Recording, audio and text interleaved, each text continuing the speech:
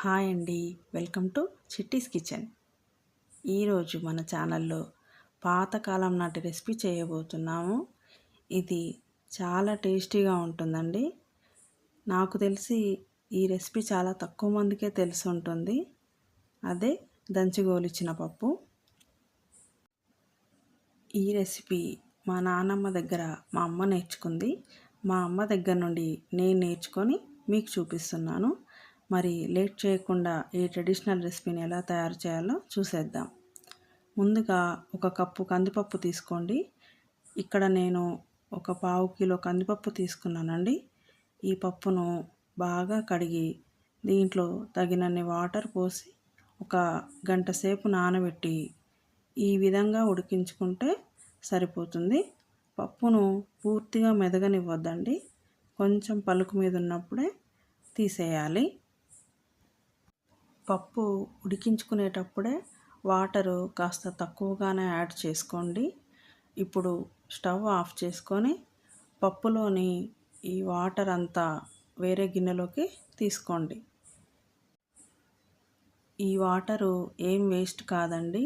ఇది మనం పప్పు కట్ట అంటాం కదా, దీంట్లో ఇంకాస్త వాటర్ యాడ్ చేసుకొని కాస్త ఉప్పు, కారం, ఒక 2 టమాటాలను గ్రైండ్ చేసి వేసుకొని మరిగించి తాలింపు పెట్టుకుంటే భలే రుచిగా ఉంటుందండి.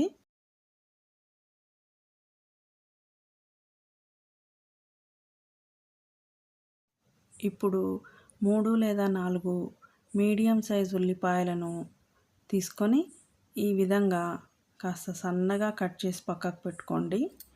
ఉల్లిపాయలు కాస్త తక్కువ వేసుకున్నా పర్లేదు, కానీ ఎక్కువ వేస్తే పప్పు పొడిగా రాకుండా ముద్దగా వస్తుందండి. అదేవిధంగా ఒక 4 పచ్చిమిర్చిని ఈ విధంగా కట్ చేసుకోండి. ఇప్పుడు మసాలా కోసం 2 బిర్యానీ ఆకులు, స్పూన్ షాజీరా, చిన్న దాల్చిన ముక్క, 3 లేదా 4 లవంగాలు, 3 యాలకులు, అర స్పూన్ జీలకర్ర తీసుకోండి. అదేవిధంగా కొన్ని వెల్లుల్లి రెబ్బలు కూడా తీసుకోండి. ఇప్పుడు స్టవ్ ఆన్ చేసి కడాయి పెట్టుకొని కాస్త ఆయిల్ వేసి వేడయ్యాక సన్నగా తరిగి పెట్టుకున్న ఉల్లిపాయ ముక్కలు వేసి కాస్త బంగారు రంగులోకి వచ్చే వరకు వేయించుకోండి.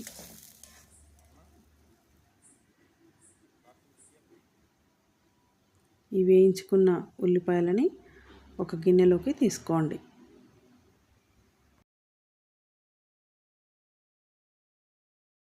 ఇప్పుడు అదే నూనెలో మసాలా దినుసులను వేసి వేయించుకోవాలి.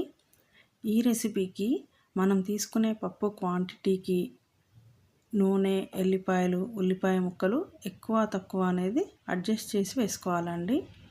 అదేవిధంగా ఎల్లిపాయలు, పచ్చిమిర్చి కూడా వేసి పచ్చివాసన పోయే వరకు వేయించుకొని తగినంత కారము, అర టీ స్పూన్ పసుపు, తగినంత ఉప్పు, ఒక చెంచా అల్లం ముద్ద వేసి అల్లము పచ్చివాసన పోయే వరకు వేయించుకోండి. కారము మీ రుచికి తగినట్టుగా అడ్జస్ట్ చేసుకోండి.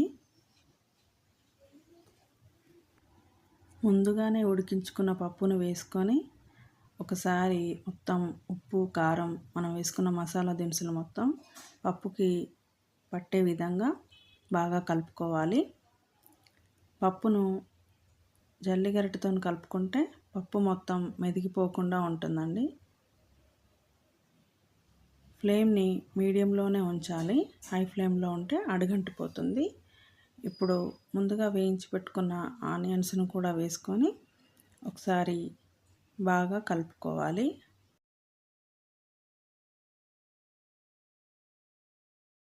ఇప్పుడు ఒక 2 చెంచాల కొబ్బరి పొడి, 1 చెంచా ధనియాల పొడి వేసి కలుపుకోవాలి.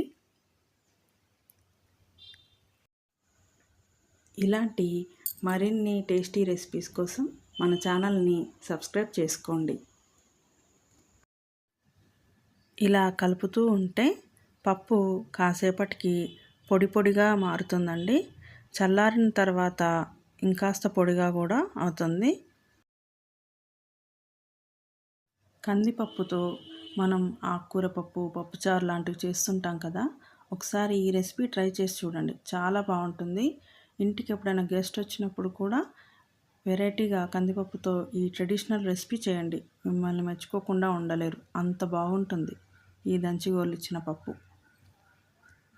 ఇప్పుడు స్టవ్ ఆఫ్ చేసుకొని ఒక సర్వింగ్ బౌల్లోకి తీసుకొని కొత్తిమీరతో గార్నిష్ చేసుకోవడమే. అంతేనండి, దంచి గోలిచ్చిన పప్పు చాలా ఈజీగా చేసుకోవచ్చు. దీనికి బెస్ట్ కాంబినేషన్ అంటే అన్నంలో కాస్త పచ్చిపులుసు పోసుకొని ఈ దంచిగోలిచ్చిన పప్పు కలుపుకొని తింటే టేస్ట్ అదిరిపోతుందండి. లేకపోతే వేడి వేడి అన్నంలోకి ఈ పప్పుతో నెయ్యి వేసుకొని తింటే అమోఘంగా ఉంటుంది. మీరు కూడా ఈ రెసిపీని ట్రై చేసి టేస్ట్ ఎలా ఉందో కమెంట్ బాక్స్లో తెలియజేయండి. మీరు కనుక మన ఛానల్ను ఫస్ట్ టైం చూస్తున్నట్లయితే ప్లీజ్ లైక్ చేయండి, మన ఛానల్ను సబ్స్క్రైబ్ చేయండి. Thank you for watching.